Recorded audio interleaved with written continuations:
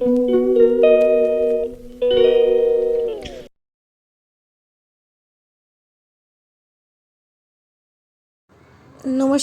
কেমন আছেন সবাই? আশা করি ভালো আছেন, সুস্থ আছেন।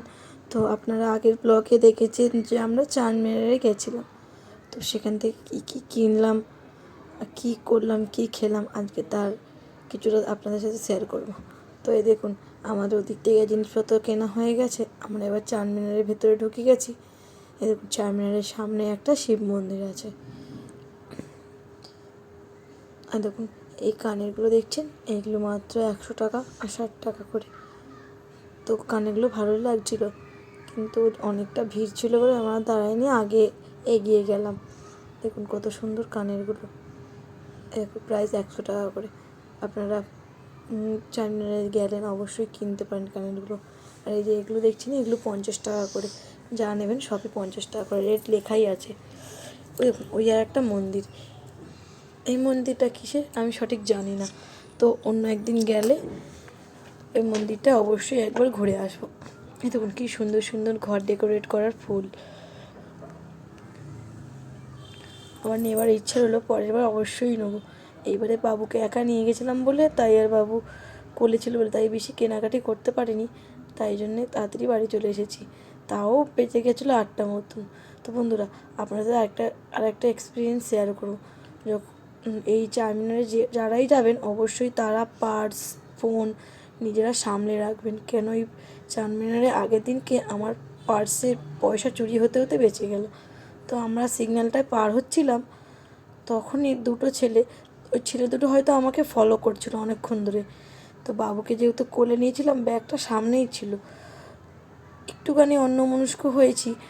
বাবুকে সামনের দিকে নিয়ে যখন হাঁটছিলাম, দেখি আমার চেনটা না শস করে খুলছে।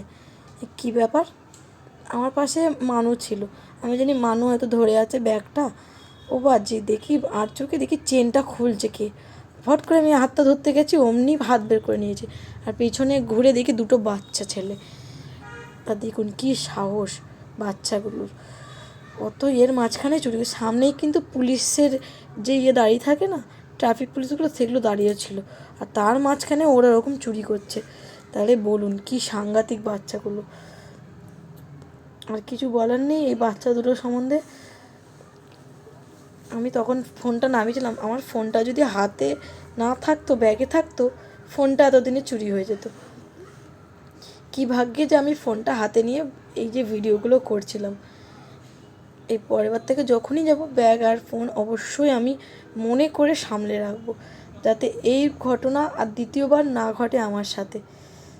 তো চলুন, তো আপনাদের সাথে এইটুখানি বলার ছিল, যারা চারমিনারে যাবেন তারা একটু সাবধানে আপনাদের জিনিসপত্র রাখবেন।